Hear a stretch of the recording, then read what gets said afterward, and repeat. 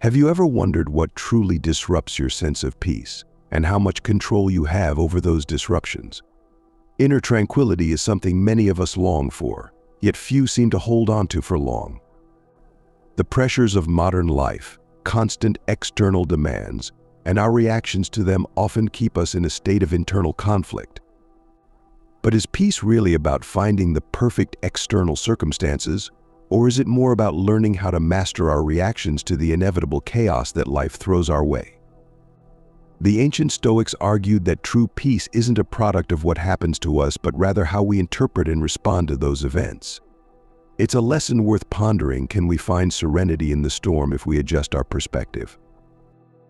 Stoic philosophy, practiced and perfected by thinkers like Marcus Aurelius, Seneca, and Epictetus, delves into the psychology of human contentment and distress. Central to their teachings is the idea that many of our troubles are self-inflicted, stemming from a mindset that clings to things beyond our control. They posed a powerful question: how much of your mental suffering is due to your expectations and judgments rather than the events themselves? This perspective challenges us to confront our own thought patterns and behaviors that may be sabotaging our sense of calm. The Stoics were keen observers of human nature, emphasizing that our minds have an incredible capacity to create inner turmoil if left unchecked. Philosophically, the Stoics believed that achieving peace is a discipline, a lifelong practice of aligning our actions and beliefs with reality as it is, not as we wish it to be. They didn't offer a life free of pain or hardship, but they did suggest that we could find enduring peace even amid life's inevitable challenges. What if the path to tranquility involves not just seeking comfort, but also becoming more resilient, wise, and discerning? The teachings invite us to examine not only what we let into our lives, but also what we might need to let go of. As you reflect on your own experience, consider this: are you willing to give up certain habits, desires, or expectations to cultivate the kind of peace that the Stoics wrote about centuries ago? Before we start, please subscribe to the channel, and if you like this video, like it and write your opinion through comments. After this introduction, let's move on to the main topic and explore 5 important things about this topic. If you don't have peace, avoid these 5 things. Number 1. Overthinking the future. Overthinking the future is a common mental habit that robs us of our present peace. We spend endless hours worrying about what might go wrong or trying to predict every outcome, believing that we can somehow control the unknown. This preoccupation with the future, however, can be paralyzing. Imagine someone who constantly frets about losing their job or never achieving their dreams. They may find themselves unable to enjoy simple pleasures or connect meaningfully with others because their mind is consumed by what could happen. As the Stoics taught, it's not the events themselves but our anticipation and fear of them that cause the most distress. So the question remains: is all this mental energy truly protecting us, or is it trapping us? Stoic philosophy reminds us that the future is inherently unpredictable, no matter how much we analyze or plan. Epictetus once said, "It is not the things themselves that disturb people, but the judgments that they make about these things." Instead of worrying endlessly, the Stoics encourage us to focus on what we can control: our attitudes and actions in the present. For example, rather than obsessing over whether a project will be successful in the long run, it's more constructive to give it your best effort now. By doing so, you reduce anxiety and increase your sense of purpose. Consider this: how often has the outcome of your worries been as catastrophic as you imagined? Psychologically, overthinking activates the body's stress response, releasing hormones like cortisol that can be harmful when prolonged. This constant state of alarm weakens our well-being. The mind may feel stuck, running through scenarios like a hamster on a wheel, never moving forward. One way to break this cycle is to practice mindfulness, a technique similar to what the Stoics advocated. By grounding ourselves in the moment and accepting uncertainty as a part of life, we gain the clarity to act more decisively. Reflect what would happen if you let go of the need to control every future event and embraced life's unpredictability with courage. Breaking free from overthinking doesn't mean you stop planning altogether. Preparation is wise, but there's a significant difference between proactive planning and anxious rumination. Proactive planning allows you to set goals while remaining flexible, but rumination steals your joy and clouds your judgment. The Stoics mastered the art of accepting that the future will unfold as it may, emphasizing preparation without attachment to specific outcomes. Can you commit to spending less time lost in what-if scenarios and more time embracing the opportunities and challenges of today? Number 2. Constant worry. Constant worry is like a mental storm, disrupting any sense of inner calm and well-being. It often begins with small concerns but spirals into an overwhelming cycle that seems impossible to escape. Why do we engage in this exhausting habit? At its core, worry gives us a false sense of control. If we think about every possible scenario, we feel we're better prepared. Yet the reality is, this never-ending loop of fear often drains us and rarely leads to any meaningful solutions. Seneca, the great Stoic philosopher, wisely observed, "We suffer more often in imagination than in reality. Are we causing ourselves unnecessary pain through our worries?" The Stoics understood that worry is an illusion, a mental projection that magnifies our fears rather than addressing them. Marcus Aurelius, a Stoic emperor, recommended reflecting on the worst-case scenario and accepting that even then, we could endure. This isn't about pessimism but realism. For instance, if you constantly worry about a loved one's health, consider what action you can take to encourage healthy habits, but recognize that you can't prevent every possible outcome. In this way, worry becomes more manageable, and we free up mental space for the present.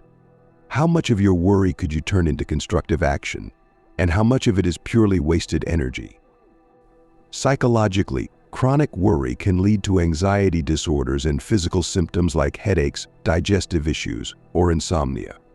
The brain becomes wired to expect the worst, creating a state of perpetual stress. To counter this, Stoicism suggests cultivating a sense of amor fati, the love of one's fate. This means embracing life in all its unpredictability and believing that we can handle whatever comes our way. By accepting that some events are out of our control, we can find peace. Think about this: what would your life look like if you could reduce worry by just 10%?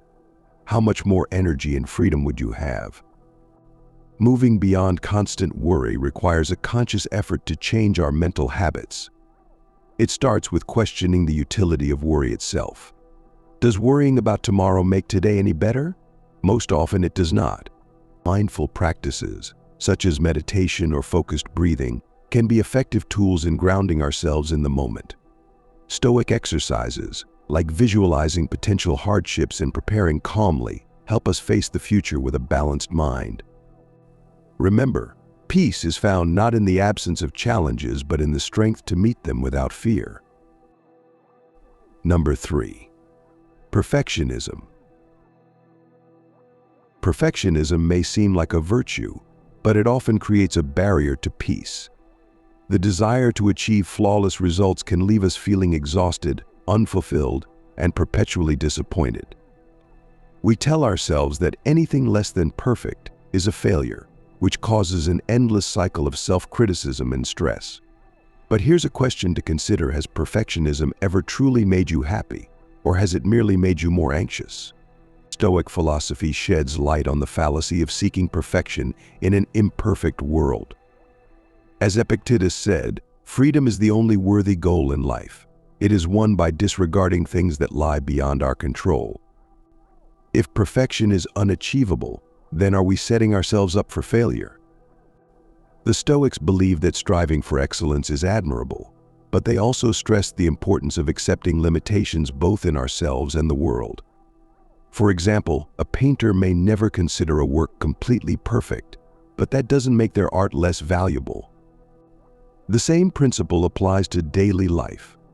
Whether it's a work project or a personal goal, sometimes good enough truly is enough. By lowering our unrealistic standards, we create space for more peace and less disappointment. Consider this: is it better to finish a task imperfectly or to be paralyzed by the fear of not doing it flawlessly? Psychologically, perfectionism is linked to high levels of anxiety and even depression. The relentless pursuit of flawlessness keeps us from enjoying our achievements, as the bar always seems to move higher. This mentality robs us of appreciating our own progress. Stoic thought provides a remedy by encouraging self-compassion and the acceptance of our humanity. Marcus Aurelius himself acknowledged his imperfections, but kept striving to live virtuously without expecting absolute flawlessness. Can you afford to be more forgiving of your mistakes and see them as opportunities to grow rather than failures? Breaking free from perfectionism involves a shift in perspective. We need to redefine what success looks like and allow ourselves to be human. Progress, not perfection, should be the goal. By adopting a Stoic mindset, we can transform the pressure to be perfect into a healthier motivation to do our best, understanding that our worth isn't tied to our achievements. In the end, peace comes from knowing we did our utmost while accepting that imperfection is part of the human experience. So ask yourself, are you ready to trade the exhausting pursuit of perfection for the joy of genuine accomplishment? Number 4. Comparing yourself to others. Comparing yourself to others is a mental habit that can quietly drain your happiness and sense of worth. It's tempting to measure our achievements, looks, or possessions against those around us, especially in the age of social media, where everyone's highlights are on full display. But is this comparison actually fair or healthy? Stoic philosophy urges us to reject this mindset and instead focus on our personal journey and values. Marcus Aurelius wisely noted, "It never ceases to amaze me we all love ourselves more than other people, but care more about their opinion than our own. Why do we let the success of others define our self-worth?" The Stoics taught that true contentment comes from focusing on our own growth and what we can control. Imagine a student who constantly compares their grades to the class topper instead of focusing on their own progress. This comparison not only creates unnecessary stress, but also detracts from the joy of learning. The Stoic approach would be to celebrate your own milestones and improve based on your standards, not someone else's. Psychologically, this is also backed by research. Comparison often breeds envy and dissatisfaction, while self-compassion fosters happiness and resilience. So can you make a commitment to value your unique path, rather than getting lost in someone else's journey? Another reason why comparing ourselves to others is so destructive is that it's often based on incomplete information. We see the outward success, but not the struggles or sacrifices behind it. Epictetus, another Stoic thinker, emphasized the importance of understanding that everyone's circumstances are different. For example, you might admire a friend's luxurious lifestyle without realizing the financial stress they might be under. It's an illusion that leads to endless dissatisfaction. The Stoics remind us to practice gratitude and be content with what we have, focusing on our own strengths and what we can contribute to the world. What would happen if you spent more time appreciating your blessings instead of longing for someone else's? To free yourself from this trap, it's essential to shift your focus inward. Ask yourself, what are your values and how do your actions align with them? In the end, peace comes from knowing you are living authentically and striving to be the best version of yourself. You don't need to be better than others, you only need to be better than the person you were yesterday. By breaking the habit of comparison, you open yourself to a more meaningful and satisfying life, where fulfillment is based on internal growth rather than external validation. Number 5. Chasing short-term pleasures. Chasing short-term pleasures may seem appealing, but it often comes at the expense of long-term peace and fulfillment. Our world is filled with instant gratification: a scroll through social media, the thrill of a spontaneous purchase, or the temporary high from indulging in a decadent treat. Yet, have you ever noticed how these moments of pleasure rarely leave a lasting sense of satisfaction? The Stoics, including Seneca, warned against becoming a slave to fleeting desires. He once wrote, "Pleasures, when they go beyond a certain limit, are but punishments." Are we indulging in things that give us momentary happiness while depriving ourselves of deeper, enduring contentment? Stoic philosophy emphasizes the importance of living in accordance with our values and prioritizing what truly matters. Consider someone who chooses to party every weekend to escape their problems, only to find themselves exhausted, financially strained, and unfulfilled come Monday. This lifestyle may offer temporary relief, but it often exacerbates underlying issues. The Stoics teach us that real joy comes from self-mastery and meaningful pursuits, not from temporary indulgences. What if we learned to seek happiness in acts of personal growth, helping others, or spending quality time with loved ones instead?